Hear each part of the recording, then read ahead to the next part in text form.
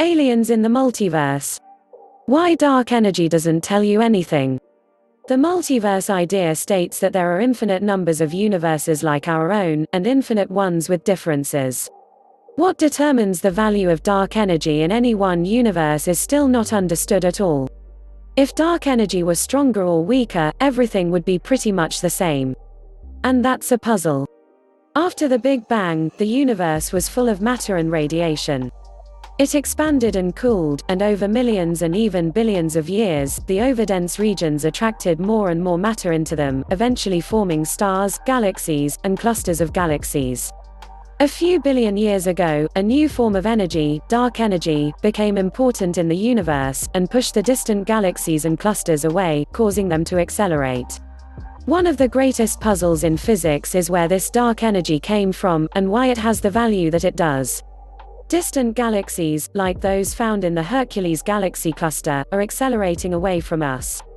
Eventually, we will cease to receive light from beyond a certain point from them. But the value of dark energy doesn't need to be as perfectly fine-tuned as many contend. If dark energy were a lot stronger, the universe would have been driven apart not only before the first stars and galaxies formed, but even before the first stable atoms could form.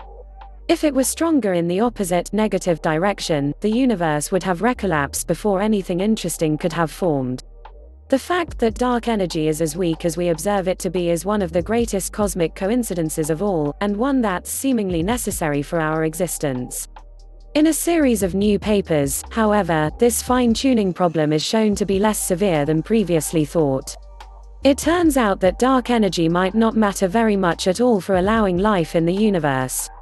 The dark energy puzzle goes back to 1987, when Nobel laureate Steven Weinberg wrote a now famous paper showcasing how small and finely tuned the cosmological constant would need to be to allow stars, galaxies, and other gravitationally bound states. The argument goes like this: 1.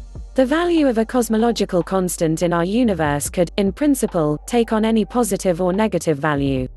2. If you try and calculate an estimate based on fundamental constants, you get a mass 4, where the mass, made out of a combination of the constants g, c, and h, is approximately 10 to the power of 19 GeV, c squared.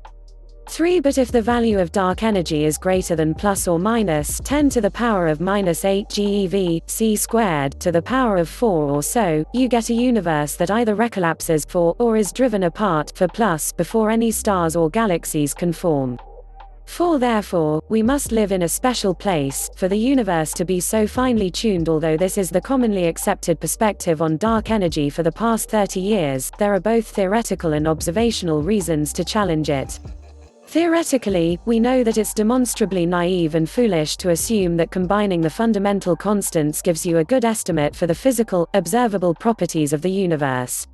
That same mass value, 10 to the power of 19 GeV, c squared, is often cited as the expected masses of the standard model particles, which range from 0.0005 GeV, c2, the electron, to approximately 175 GeV, c squared, the top quark, a tremendously small set of values when compared to what you might expect. Clearly, there is more at play in determining the values of masses and energies, even of dark energy, in the universe than just combining fundamental constants. Observationally, we know the value of dark energy in our universe corresponds to a value that's approximately 120 orders of magnitude smaller, a factor of 10 to the power of minus 120, than this expected value. This corresponds to a value of plus 10 to the power of minus 11 GeV, c squared, to the power of 4, which just coincidentally happens to equal the observed masses of the neutrinos in our universe. There is strong speculation that these two phenomena may be related. But what's interesting is that if that value were higher by about a factor of 10 or 100, or lower by an arbitrary amount, the overall universe itself would hardly change at all. That's the whole point behind the new research, which states that the multiverse might be hospitable to alien life, after all. In the new 2 papers just published, scientists simulating how stars, galaxies, and other structures form in the universe have demonstrated that even increasing the amount of dark energy by a factor of 3, 10, or even 50 will only change the number of stars you form by about 15%. Once the value of dark energy drops below a certain critical threshold, your universe suddenly becomes very friendly to the same cosmic story that brought human beings into existence. So long as you can still form gravitationally bound clumps of matter, you'll still get a similar cosmic story to what's unfolded in the Milky Way. You'll still form stars, which will still burn through the fuel and die, creating heavy elements that can then get recycled into future generations of stars. These later stars can form rocky planets around them, complete with organic molecules and chances for life. Even in a universe with much stronger amounts of dark energy, there are still chances for life.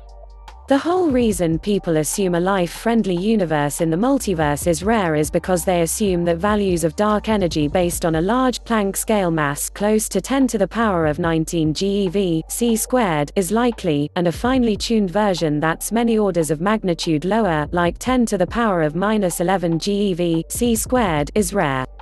But the scientific truth may be far more sobering: we don't know what causes dark energy to have the value it does.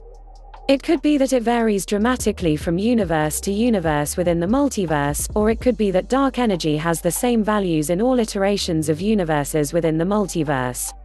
It could vary a lot, or it could vary very little, if at all. This depends very strongly on properties of nature that we do not yet understand how to measure. If dark energy could literally take on any value at random, then perhaps our universe is extremely finely tuned. But if there are any dynamics governing it, and in physics, we always suspect that there should be, then we can't say anything meaningful about what we observe versus what we expect. According to Jamie Salcedo, lead author on one of the new papers, our simulations show that even if there was much more dark energy or even very little in the universe, then it would only have a minimal effect on star and planet formation, raising the prospect that life could exist throughout the multiverse. It's important to recognize that there are a wide variety of possible values that dark energy could have, including significantly larger values, that would still lead to a universe very much like our own.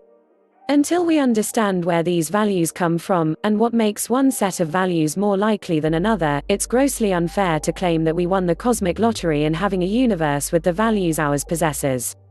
Unless you know the rules that govern the game you're playing, you have no idea how likely or unlikely the one result you see actually was. Thanks for watching.